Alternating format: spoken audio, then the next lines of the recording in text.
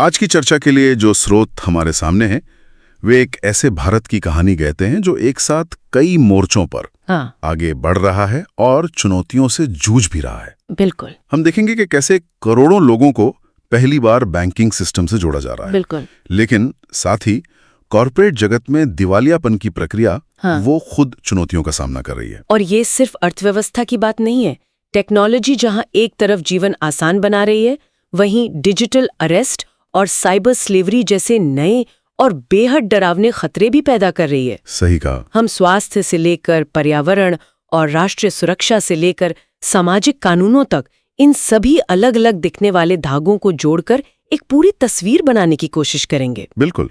हमारा मिशन है इन सभी जटिल विषयों को परत दर परत खोलना और ये समझना कि ये एक दूसरे को कैसे प्रभावित करते हैं। तो चलिए शुरू करते हैं भारत की अर्थव्यवस्था की उस दोहरी हकीकत से। एक तरफ है बड़े पैमाने पर वित्तीय समावेशन की कहानी। जी। हमें बताया गया है कि एक नई राष्ट्रीय रणनीति NSFI 2530 को मंजूरी मिली है। इसका असल मकसद क्या है? देखिए, इसका मकसद बहुत बड़ा है।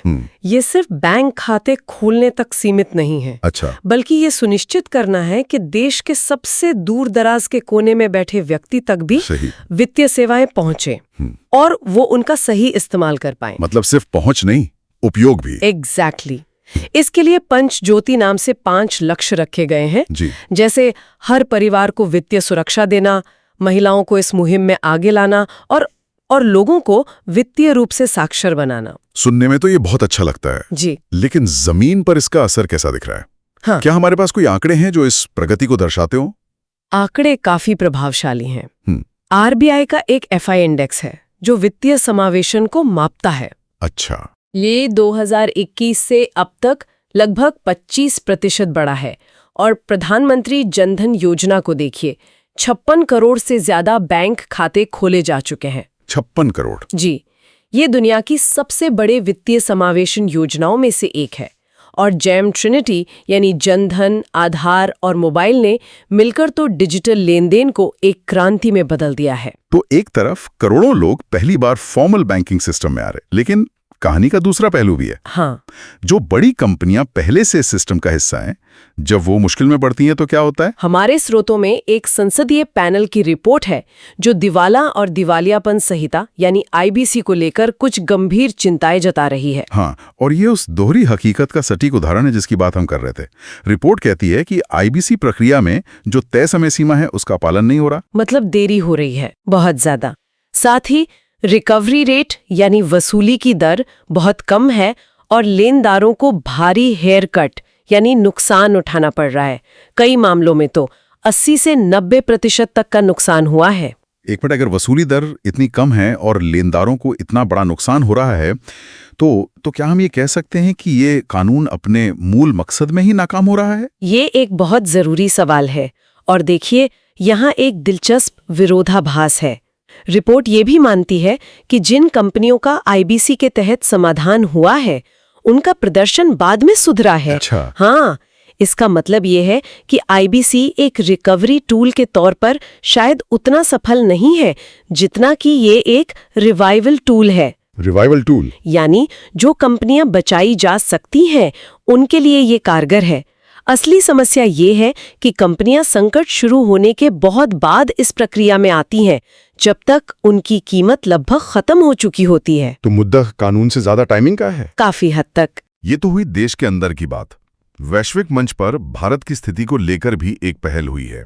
सुधार और समृद्धि के लिए वैश्विक सूचकांक या GIRG। ये क्या है? इसे आप एक तरह से भारत का ग्लोबल रिपोर्ट कार्ड कह सकते हैं। सरकार ने 26 अंतर्राष्ट्रीय सूचकांकों को चुना है, जैसे ईज ऑफ डूइंग बिजनेस या global innovation index. GIRG framework in सभी पर भारत के प्रदर्शन को लगातार ट्रैक करेगा, कमियों को पहचानेगा और फिर उन पर काम करने के लिए नीतियां बनाएगा। नीति आयोग का DMEO कार्यालय इस पूरी प्रक्रिया का नोडल पॉइंट होगा। इसी आर्थिक चर्चा में 2 और शब्द बार बार आ रहे हैं, मसाला बॉन्ड और DSIBs। चलिए पहले मसाला बॉन्ड को समझते हैं। ये क्या है और इतने मसालेदार क्यों हैं? इनका नाम वाकई दिलचस्प है। मसाला बॉन्ड असल में रुपये में जारी किए गए बॉन्ड होते हैं जिन्हें भारतीय कंपनियां विदेशी बाजारों से पैसा जुटाने के लिए जारी करती हैं। ओके। यहाँ सबसे खास बात ये है कि क्योंकि ये रुपए में है, इसलिए डॉलर या किसी और करेंसी के मुकाबले रुपए के घटने बढ़ने का जो जोखिम है वो विदेशी निवेशक उठाता है, ना कि भारतीय कंपनी। ओ, तो सारा रिस्क निवेशक का है। ये तो भारतीय कंपनियों के लिए बहुत बड़ा फायदा है। बिल्कुल। और ये DSIBs का विचार सुनने में काफी गंभीर लगता है, घरेलू रूप से प्रणालीगत महत्वपूर्ण बैंक। इसका मतलब क्या ये है कि ये बैंक इतने बड़े हैं कि इन्हें डूबने नहीं दिया जा सकता? Too big to fail? बिल्कुल सही पकड़ा आपने। ये वही बैंक है, SBI, HDFC बैंक और ICICI बैंक 2025 के लिए DSIBs घोषित किए गए हैं। तो इसका मतलब क्या है? इसका मतलब है कि अगर इनमें से कोई भी बैंक संकट में आता है तो उसका असर सिर्फ उसके ग्राहकों पर नहीं बल्कि पूरी अर्थव्यवस्था पर पड़ेगा। इसलिए RBI इन पर खास नजर रखता है और इनसे ज्यादा कड़े नियमों का पालन करवाता है ताकि ऐसी कोई नौबत ही ना आए। क्योंकि एक तरफ RBI इन बड़े बैंकों को बचाने पर ध्यान दे रहा है क्योंकि इनकी विफलता पूरे सिस्टम को हिला सकती है, लेकिन आज के डिजिटल युग में खतरा सिर्फ सिस्टम के स्तर पर नहीं है। नहीं, बिल्कुल नहीं।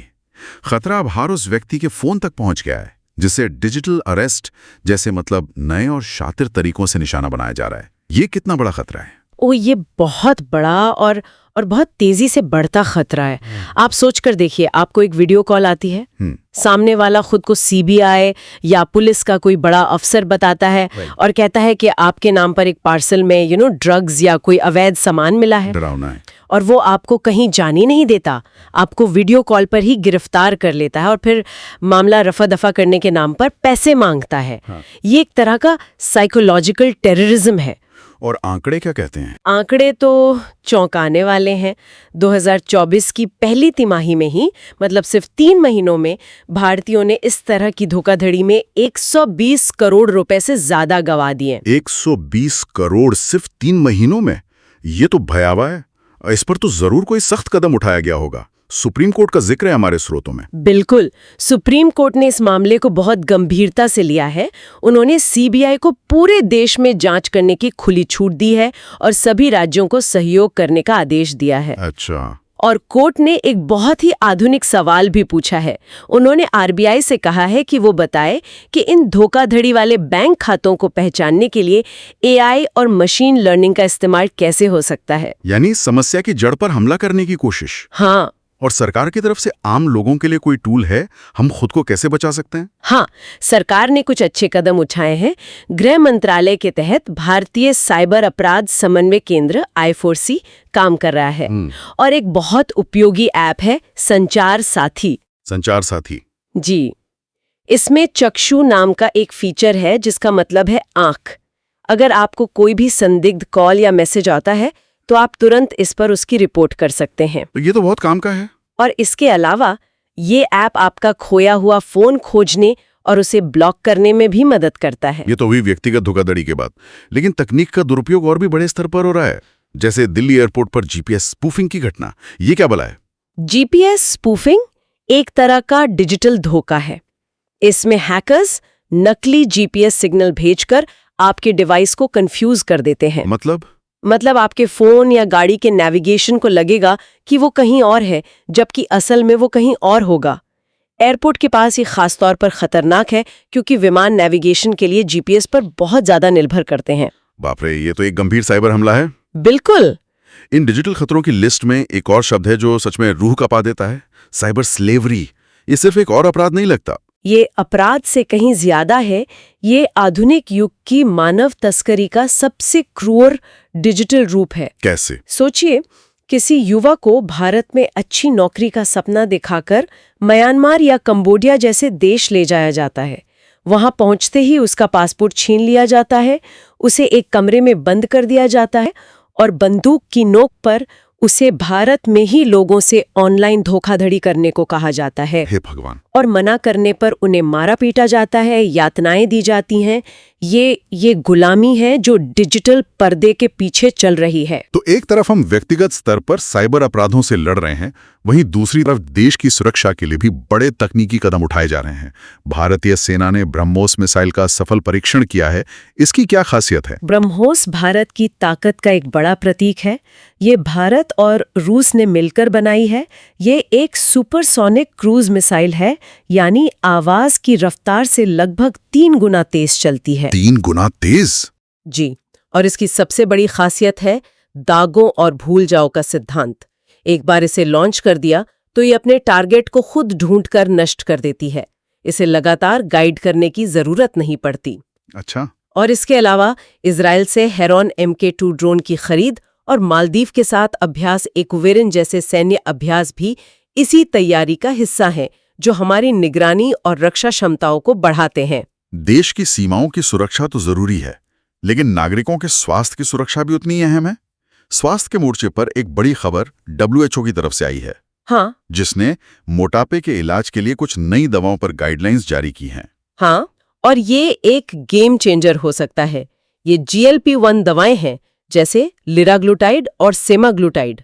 GLP-1 ये दवाएं हमारा शरीर में प्राकृतिक रूप से पाए जाने वाले एक हार्मोन की नकल करती हैं, जो हमें बताता है कि हमारा पेट भर गया है। अच्छा। इससे भूख कम लगती है और पाचन धीमा हो जाता है, जिससे वजन कम करने में मदद मिलती है। और ये इसलिए महत्वपूर्ण है क्योंकि दुनिया में 1 अरब से ज्यादा लोग और भारत में करोड़ों लोग मोटापे से जूझ रहे हैं, जो कई दूसरी बीमारियों की जड़ है। स्वास्थ्य से ही जुड़ी एक और अहम जानकारी विश्व एड्स दिवस के संदर्भ में है। भारत में HIV एड्स की स्थिति क्या है? क्या हम सही दिशा में जा रहे हैं? यहाँ भारत की कहानी एक बड़ी सफलता की कहानी है। आज भी देश में 25 लाख लोग HIV के साथ जी रहे हैं, जो एक बड़ी संख्या है। लेकिन अच्छी खबर यह है कि 2010 के बाद से नए संक्रमणों में लगभग 49% और एड्स से होने वाली मौतों में 81% से ज्यादा की कमी आई है। राइट। हमारा संक्रमण दर वैश्विक औसत से काफी कम है। ये तो बहुत अच्छी बात है। जी, ये दशकों की मेहनत का नतीजा है। सरकार के 95-95-95 लक्ष्य का जिक्र भी है। इसका एक आम इंसान के लिए क्या मतलब है? इसका लक्ष्य बहुत स्पष्ट और महत्वाकांक्षी है। पहला 95 यानी 95% संक्रमित लोगों को ये पता चल जाए कि उन्हें संक्रमण है। ओके। दूसरा 95, उनमें से 95% को जीवन रक्षक एंटी रेट्रोवायरल थेरेपी यानी ART मिल रही हो। और तीसरा 95, जो लोग थेरेपी ले रहे हैं उनमें से 95% के शरीर में वायरस की मात्रा इतनी कम हो जाए कि वे किसी और को संक्रमित ना कर सकें। अगर ये लक्ष्य हासिल हो गया तो एड्स एक सार्वजनिक स्वास्थ्य खतरे के तौर पर खत्म हो जाएगा। ये एक दिलचस्प विरोधाभास है। एक तरफ हम HIV जैसी गंभीर बीमारियों के लिए दवाएं उपलब्ध कराने में सफल रहे हैं, लेकिन दूसरी तरफ एक संसदीय रिपोर्ट बताती है कि कई आम दवाओं पर मुनाफाखोरी इतनी ज्यादा है कि वे लोगों की पहुंच से बाहर हो रही हैं। बिल्कुल। और ये रिपोर्ट बहुत ही चिंताजनक तस्वीर पेश करती है। इसमें कहा गया है कि कई जरूरी दवाओं पर 500% से लेकर 1800% तक का मुनाफा कमाया जा रहा है। 1800%? जी। समिति ने ट्रेड मार्जिन युक्तिकरण यानी ट्रेड मार्जिन रैशनलाइजेशन को कानूनी रूप से लागू करने की सिफारिश की है। सीधी सरल भाषा में कहें तो दवा बनाने की लागत और उसकी MRP के बीच के मुनाफे पर एक लगाम लगाई जाए ताकि दवाएं जरूरत बनी रहे, विलासिता नहीं। स्वास्थ्य के साथ साथ पर्यावरण की सेहत भी उतनी ही जरूरी है। FAO की भूमि और जल संसाधनों पर एक रिपोर्ट आई है। भविष्य की क्या तस्वीर दिखती है उसमें? रिपोर्ट एक बड़ी चेतावनी देती है। 2050 तक दुनिया की आबादी इतनी बढ़ जाएगी कि हमें आज के मुकाबले 50% ज्यादा भोजन उगाना होगा। 50% ज्यादा? हाँ, लेकिन मुश्किल ये है कि खेती के लिए नई जमीन अब लगभग बची ही नहीं है। इसलिए रिपोर्ट कहती है कि हमें मौजूदा जमीन की उत्पादकता बढ़ानी होगी, बारिश के पानी पर निर्भर खेती को बेहतर बनाना होगा और कृषि वानिकी जैसे तरीके अपनाने होंगे। तो एक तरफ ये चुनौती है, क्या इसका कोई समाधान भी हमारे स्रोतों में है? जैवोपचार या बायो रेमिडिएशन का जिक्र है, ये क्या है? यह एक बहुत ही सुंदर और प्राकृतिक समाधान है। जैवोपचार में हम प्रदूषण साफ करने के लिए प्रकृति की ही मदद लेते हैं। मतलब? यानी मिट्टी या पानी से हानिकारक केमिकल हटाने के लिए सूक्ष्म जीवों, पौधों या फंगस का इस्तेमाल किया जाता है। यह पारंपरिक तरीकों से सस्ता भी है और पर्यावरण के लिए भी बेहतर है। भारत में CSIR, NECIR और IITs जैसी संस्थाएं इस पर बहुत अच्छा काम कर रही हैं। चलिए अब कुछ अहम कानूनी और सामाजिक घटनाक्रमों पर नजर डालते हैं। सुप्रीम कोर्ट ने रोहिंग्या शरणार्थियों को लेकर एक बहुत महत्वपूर्ण टिप्पणी की है। इसकी मुख्य बातें क्या हैं? कोर्ट ने कानूनी स्थिति को बहुत साफ कर दिया है। उन्होंने कहा कि रोहिंग्या अवैध घुसपैठिए हैं और उन्हें भारत में कोई कानूनी अधिकार प्राप्त नहीं है। अच्छा। कोर्ट ने ये भी जोर देकर कहा कि देश के नागरिकों की जरूरतें और राष्ट्रीय सुरक्षा सबसे ऊपर है। लेकिन इसके साथ ही कोर्ट ने एक मानवीय पहलू भी जोड़ा। वो क्या? नॉन रिफाउलमेंट के सिद्धांत का जिक्र है। ये क्या होता है? नॉन रिफ्यूलमेंट अंतर्राष्ट्रीय कानून का एक बहुत ही महत्वपूर्ण मानवीय सिद्धांत है। इसका मतलब है कि आप किसी भी व्यक्ति को जबरदस्ती ऐसे देश वापस नहीं भेज सकते जहां उसकी जान को खतरा हो या उसे यातना दिए जाने की आशंका हो। तो कोर्ट ने क्या कहा? सुप्रीम कोर्ट ने कहा कि भले ही भारत 1951 के शरणार्थी कन्वेंशन का हिस्सा नहीं है, लेकिन वो इस मानवीय सिद्धांत का पालन करता है। तो एक तरफ कानूनी सख्ती है और दूसरी तरफ मानवीय जिम्मेदारी का एहसास। कानून की बात करें तो असम से एक और बड़ी खबर है, जहां बहुविवाह पर रोक लगाने वाला विधेयक पारित हो गया है। हाँ, ये एक बड़ा सामाजिक सुधार है। इस कानून के तहत अब असम में दूसरा विवाह करना एक अपराध होगा, जिसके लिए 10 साल तक की कैद हो सकती है। और ये सिर्फ पुरुषों के लिए है? नहीं, यही तो खास बात है। ये कानून सिर्फ पुरुषों पर नहीं बल्कि महिलाओं पर भी समान रूप से लागू होता है। यानी ये बहुपत्नित्व और बहुपतित्व दोनों को प्रतिबंधित करता है। इन गंभीर कानूनी बहसों के बीच हमारे स्रोतों में भारत की सांस्कृतिक जीवंतता की झलक भी है। असम दिवस और नागालैंड का हॉर्नबिल महोत्सव। बिल्कुल। असम दिवस स्वर्ग देव चाओलुंग सुखपा की याद में मनाया जाता है, जिन्होंने 13वीं शताब्दी में आहोम साम्राज्य की नींव रखी थी। इस साम्राज्य ने लगभग 600 साल तक शासन किया। 600 साल? जी, जो अपने आप में एक मिसाल है। और नागालैंड का हॉर्नबिल महोत्सव, जिसे त्योहारों का त्योहार कहते हैं, वह नागा जनजातियों की समृद्ध संस्कृति का उत्सव है। इसका नाम हॉर्नबिल पक्षी पर है, जिसे जंगल का किसान भी कहते हैं। जंगल का किसान? हाँ, क्योंकि ये बीजों को फैलाकर जंगल को जिंदा रखने में मदद करता है। और अंत में विज्ञान के क्षेत्र से एक खबर जो हमें याद दिलाती है कि हम कितने विशाल ब्रह्मांड का हिस्सा हैं।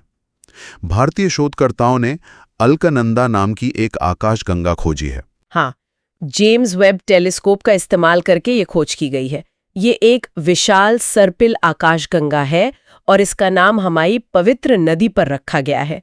ये दिखाता है कि भारतीय वैज्ञानिक अब अंतरिक्ष की गहराइयों को समझने में दुनिया में किसी से पीछे नहीं है। आज की चर्चा से एक बात बिल्कुल साफ है, अर्थव्यवस्था में सुधार, डिजिटल खतरे, स्वास्थ्य चुनौतियां और सामाजिक कानून, ये सब अलग अलग नहीं है। ये सब एक दूसरे से गहराई से जुड़े हुए हैं। कैसे? एक सफल डिजिटल अर्थव्यवस्था बनाने के लिए आपको साइबर सुरक्षा भी चाहिए। स्वस्थ नागरिक ही देश को आगे ले जा सकते हैं, और ये सब एक मजबूत कानूनी ढांचे के बिना संभव नहीं है। बिल्कुल सही। इन सभी स्रोतों को एक साथ देखने पर एक जटिल लेकिन गतिशील भारत की तस्वीर उभरती है। आज की चर्चा एक विचारणीय प्रश्न पर समाप्त करते हैं। जरूर। हमने एक तरफ दवाओं और उर्वरकों जैसे क्षेत्रों में आत्मनिर्भरता की कमी पर संसदीय चिंता देखी, और दूसरी ओर अवैध प्रवासियों के मुद्दे पर राष्ट्रीय सुरक्षा को प्राथमिकता देने की बात सुनी। तो सवाल ये है कि डिजिटल सीमाओं और वैश्विक चुनौतियों के इस युग में किसी राष्ट्र के लिए आत्मनिर्भर होने का वास्तविक अर्थ क्या है?